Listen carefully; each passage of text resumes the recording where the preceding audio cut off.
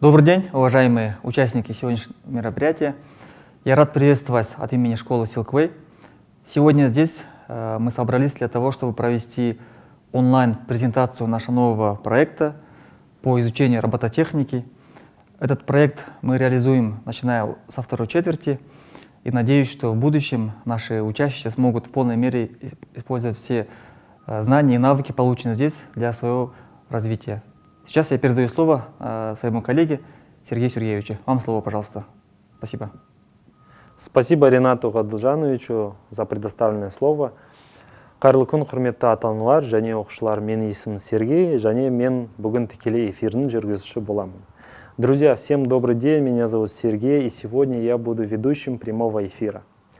Ни для кого не секрет, что IT и STEM направления занимают важнейшую роль в современности, или же можно сказать простым языком, это тренд современности.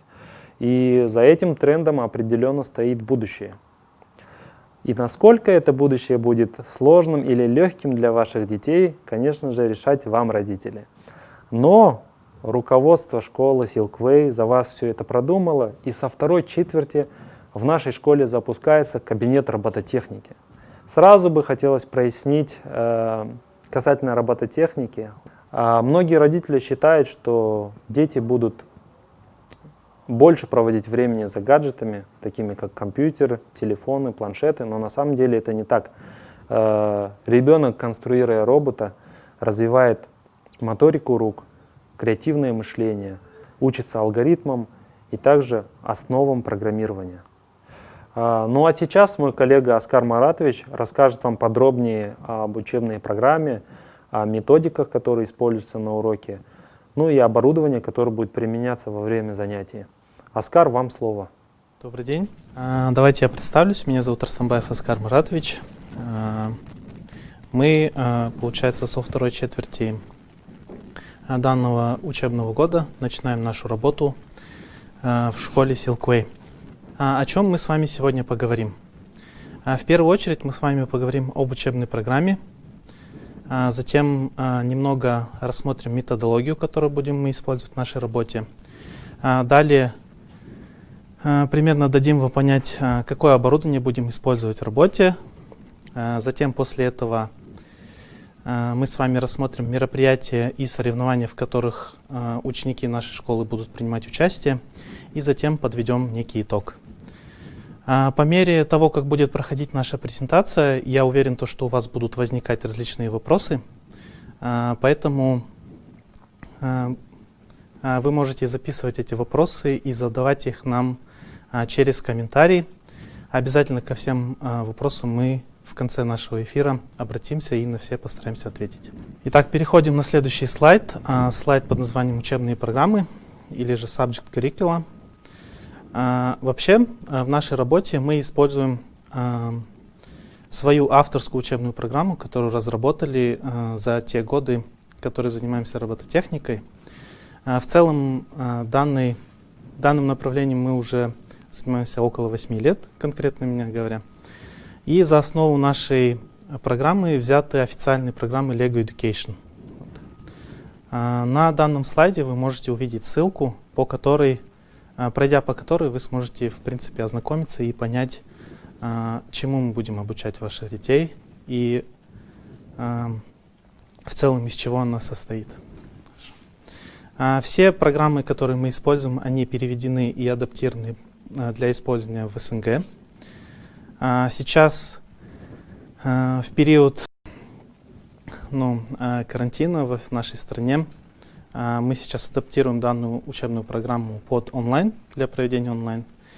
И помимо всего, сейчас я буду озвучивать примерную нагрузку, то есть конкретно сколько часов занятий мы будем проводить в каждых классах, но есть вероятность, что это будет в течение данного года, с учетом обстоятельств карантина и так далее, возможно, будет пересматриваться. Следующий слайд, слайд номер 4. В целом, наша учебная программа расписана таким образом, что мы будем проводить занятия по 2 урока в неделю, как отдельный предмет, то есть парными занятиями. во всех классах, начиная с 1. Помимо этих занятий мы будем проводить дополнительные факультативные занятия. То есть для тех детей, которые хотят изучать это более детально, более глубоко. Также будем проводить специальные дополнительные занятия для подготовки к соревнованиям. О соревнованиях мы поговорим чуть-чуть позже, но в целом наша учебная программа, она очень сильно как раз-таки таргетируется на то, чтобы дети могли применять свои навыки, затем на различных ивентах, мероприятиях их проявлять и каким-то образом таким достигать чего-то. Далее, слайд номер 5. То есть в наших учебных программах мы ставим перед собой следующие цели в обучении. В целом наши программы развивают у учащихся аналитическое, алгоритмическое и пространственное мышление. То есть, занимаясь конкретно робототехникой, моделируя какие-то модели, затем собирая их, представляя их, да, то есть решая какие-то определенные проблемы, учащийся как раз-таки вот эти виды мышления у себя развивает. Помимо этого, учащийся развивает креативность и способность критически мыслить, так как в работе мы перед учащимся постоянно ставим какие-то проблемы, которые им нужно будет решить. Такой момент. Затем идет у нас, получается, развитие навыков исследовательской деятельности и работы над проектами.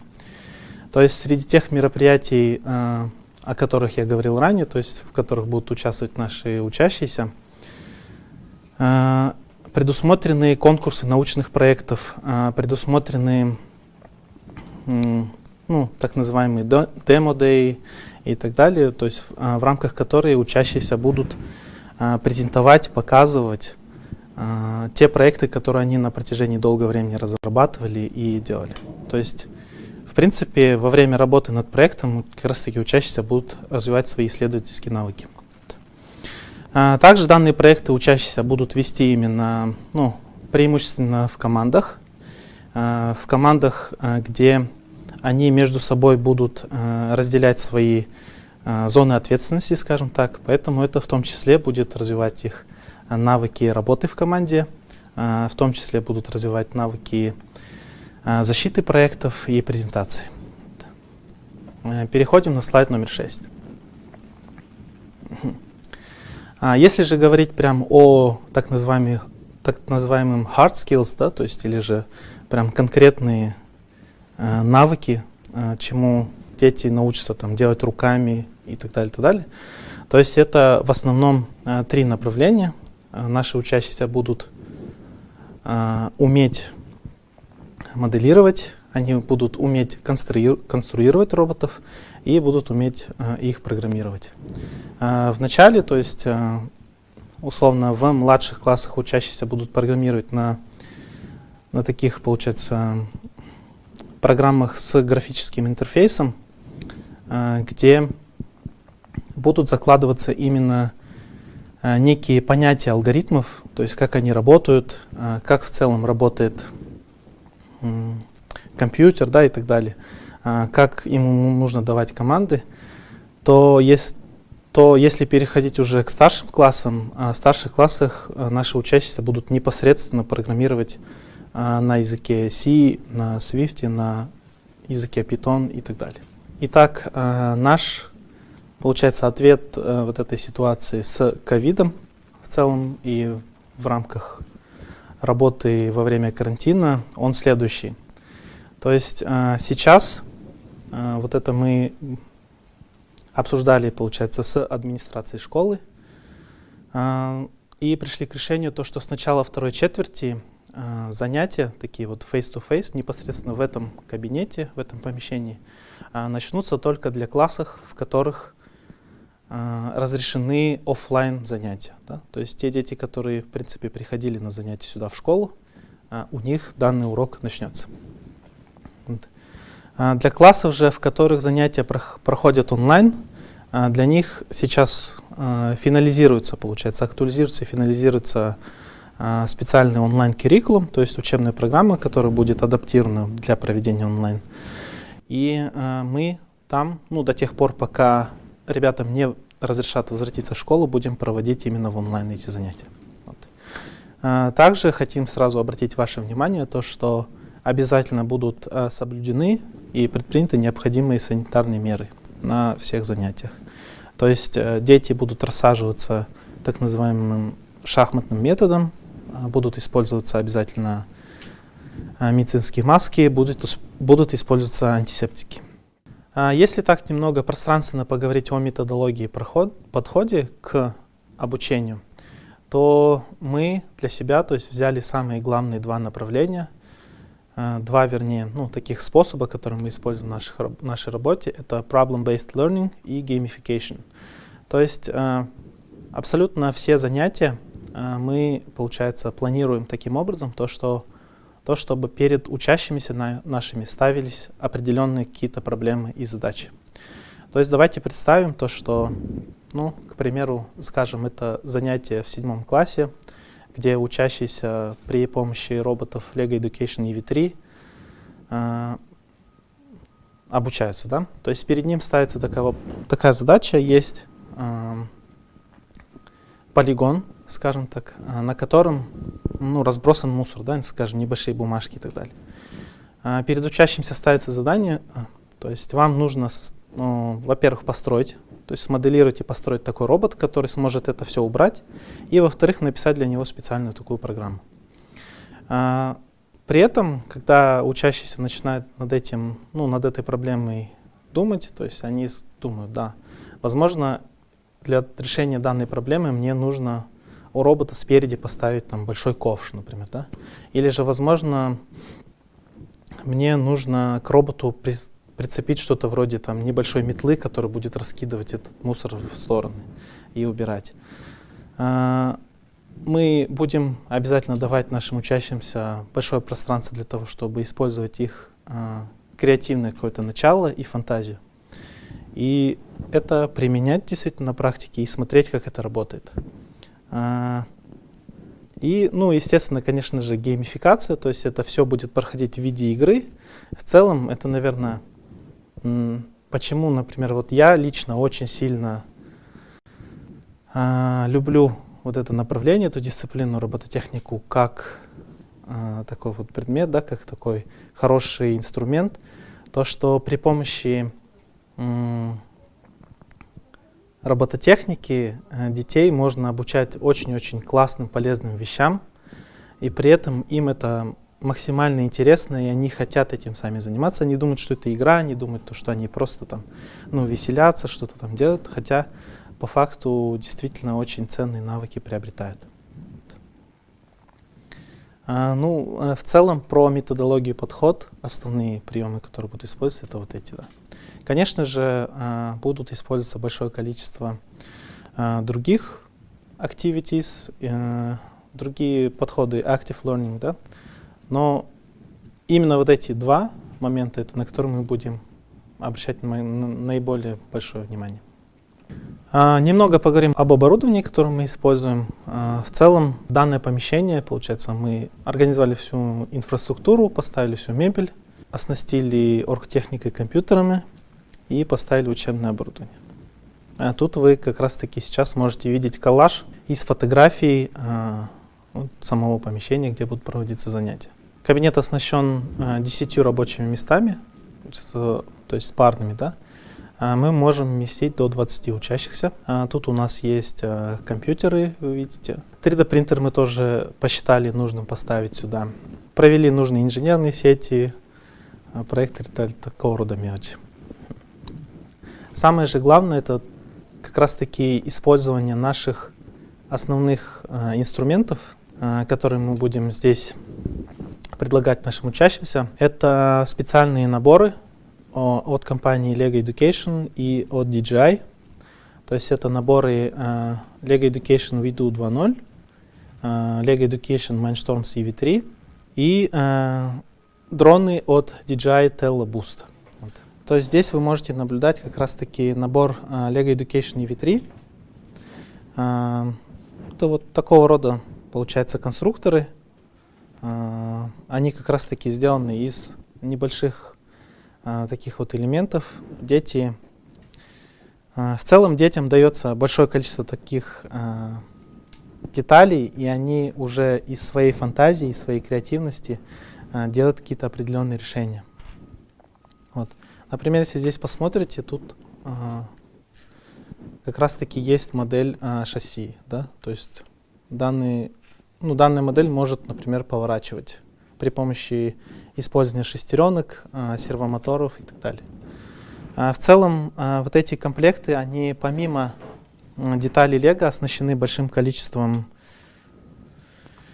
различных датчиков, сервомоторов, микрокомпьютеров и так далее. То есть, в принципе, как говорят именно сами представители Lego Education, это достаточно мощный компьютер, чтобы управлять самолетом. Вот. Поэтому возможности на самом деле очень-очень большие. И вот мы очень ждем начала работы, да, в целом. Здесь вот также нам еще подали, то есть вот говоря конкретно об этом наборе, он будет использоваться в более старших классах. Если говорить про начальную школу, мы больше всего будем использовать наборы Lego Education VIDU 2.0. То есть они, скажем, более детские, да, наверное, более легкие в использовании, но в принципе у них также очень хорошее в целом оснащение, есть как и микрокомпьютер, есть моторы и есть различного рода датчики, которые могут использоваться. Да. Спасибо.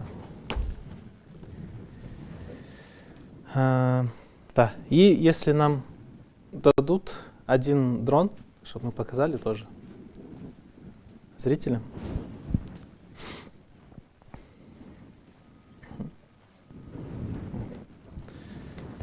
Да, вот. И помимо вот этих двух наборов основных, мы также будем использовать дроны от компании DJI Tello. То есть в целом это вот такой вот небольшой дрон, самой главной фишкой которого является возможность программирования его при помощи специальных интерфейсов. То есть его можно программировать как на языке Swift, да, разработка компании Apple. Его можно программировать на языке Python, то есть сейчас самый быстро растущий язык программирования в мире. И его можно при этом также программировать при помощи разработки Массачусетского университета, института, то есть MIT, при помощи Scratch. То есть очень-очень крутая вещь, очень, как бы сказать, такая разносторонняя и очень полезная в использовании в образовании. То есть ребята, работая с данными наборами, они как раз-таки смогут понять главные подходы именно в построении алгоритмов. Они поймут, да, будут развивать в целом свое логическое мышление, пространственное мышление и так называемое алгоритмическое мышление. Дополнительно, получается, также мы оснастили данный кабинет, во-первых, принтером. Это принтер чешской компании Prusa. В целом, данный 3D-принтер, он также, его можно, в принципе, с легкостью называть флагманом среди пользовательских 3D-принтеров. Он может печатать большим количеством разных цветов. И здесь вот как раз-таки, например, представлены небольшие модельки, которые мы на них распечатали. Отличительной также особенностью данного принтера является то, что он может печатать сразу несколькими различными цветами. Вот. То есть на занятиях внутри нашего кабинета учащиеся будут также учиться моделированию, 3D-моделированию, создавать вот такие вот модельки и затем будут иметь возможность их распечатать на нашем 3D-принтере. Помимо этого мы также оснастили кабинеты специальной во-первых, мебелью, во-вторых, специальным дополнительным оборудованием, то есть это поля, это реквизиты для различных соревнований, в которых наши учащиеся будут принимать обязательно участие. Также поля для обкатки, калибровки, настройки и так далее. На данном слайде показаны 4 самых крупных соревнования, на которые мы будем обязательно, в которых мы будем обязательно принимать участие, будем ездить. Это такие, очень, скажем, небезызвестные организации, которые проводят соревнования международные. Это World Robot Olympiad в первую очередь, которая в Казахстане оператором, который является Назарбаев интеллектуальной школы. В них обязательно будем принимать участие. Мы будем принимать участие в First Lego League. Это операторами данной Олимпиады в Казахстане является одна тоже какая-то алматинская организация. Вот мы с ними уже тоже связались, будем принимать участие на постоянной основе. Это Олимпиада от компании Iridescence. Это Technovation. Это прям такая специально таргетированная Олимпиада, в которой принимать участие могут только девочки. Для того, чтобы увеличивать долю присутствия девушек в целом в IT, Women in Tech. Да? И последнее — это Google Science Fair. Это международная выставка проектов, научных проектов от компании Google. Здесь вот небольшой коллаж с фотографией с Олимпиады, в которой мы принимали участие от Казахстана. Как раз таки наши ученики, справа сверху на фотографии вы видите, тоже принимали участие там. Возили детей, реализовалось с нами в прошлых проектах, то есть мы имеем уже такой опыт и считаем то, что нам абсолютно ничего не мешает, чтобы продолжать такую работу и развивать это и в нашей школе здесь, в Silkway, и в целом в Атырауском регионе. Если у вас возникли какие-то вопросы, я готов на них ответить. Так, вот первый вопрос, который спросили, что насчет расписания. Сейчас вот, да, при нашей последней встрече с администрацией школы стало понятно то, что пока что занятия будут проходить точно так же, как и в первой четверти, что означает, что занятия мы будем проводить первое время именно в офлайн режиме только для начальных классов, и конкретное, более детальное расписание классные руководители, возможно, да, или кураторы позже передадут эту информацию всем родителям. Онлайн, да, вот следующий вопрос. Будут ли онлайн занятия для старших классов? Сейчас мы вот этот вопрос тоже отрабатываем с администрацией школы. И вообще наш первоначальный план, то что да, онлайн занятия мы будем делать. Нашу учебную программу мы под онлайн формат уже почти полностью адаптировали и финализировали. То есть как только администрация школы даст нам отмашку, мы сразу приступим к этой работе. Вот следующий вопрос насчет, где находится наш кабинет. Наш кабинет находится в новой пристройке, то есть новое здание рядом со школой Silkway, на первом этаже. Это получается, если заходить через вот этот туннель новый, который построили, стеклянный, первый кабинет с левой стороны, на первом этаже. Да, следующий вопрос. Не будет ли сложно для ребенка изучать эту робототехнику? Интересный вопрос. Нет, на самом деле, то есть мы имеем очень большой опыт уже с этим. То есть на протяжении 8 лет я лично уже занимаюсь этим направлением. Я вижу только позитивный отклик среди детей. Дети очень сильно любят это направление, им это интересно, они приходят. Они на это смотрят действительно не как на урок, а больше как на какое-то увеселительное мероприятие, что ли. И на уроках дети очень увлеченно как раз таки все изучают, очень внимательно все слушают, делают, и это очень-очень круто. В целом я еще могу сказать то, что мы В рамках нашей работы постоянно будем создавать что-то вроде видеоотчетов, как проходит занятие. И чуть позже вы сможете сами на видео посмотреть, как это проходит, что дети делают, и как это выглядит, и как они реагируют на это. Да. Еще один вопрос про дроны. Как они будут летать и не опасно ли это для детей? Да. В целом мы подготовились в этом, подошли к этому вопросу очень серьезно, подготовились в этом аспекте. Мы подготовили целую, скажем, свод правил, который будет использоваться в работе. Некий, скажем, список правил по технике безопасности. А что касается дронов, мы весь кабинет перетянули сеткой, да, чем-то вроде специальной сетки. То есть при тестировании дронов учащихся мы будем проводить в одну половину кабинета, а с другой половины кабинета будут как раз таки летать дроны. Посередине них будет специальная завеса, прозрачная, через которую хорошо видно, и дроны через них не могут пролететь, то есть этот момент тоже предусмотрели. Вот.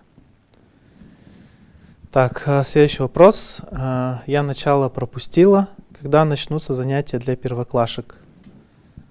Да, по последней информации, которую как мы обсуждали с администрацией, с начала второй четверти занятия начнутся в стандартном режиме, просто в расписании будут новые 2 урока робототехники, и учащиеся будут приходить к нам в класс и заниматься.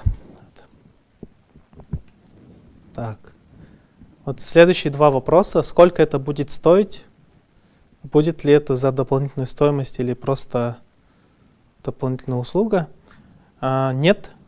То есть это никакой дополнительной стоимости или же чего-то такого не требуется. Это получается как бы школа сама, Silkway, таким образом улучшает качество услуг, которые они предоставляют в целом. Уже есть какой-то определенный положительная обратная связь. Да. Большое спасибо, да, за то, что пишете хорошие вещи. Мы очень рады. Очень надеемся в скором времени начать работу.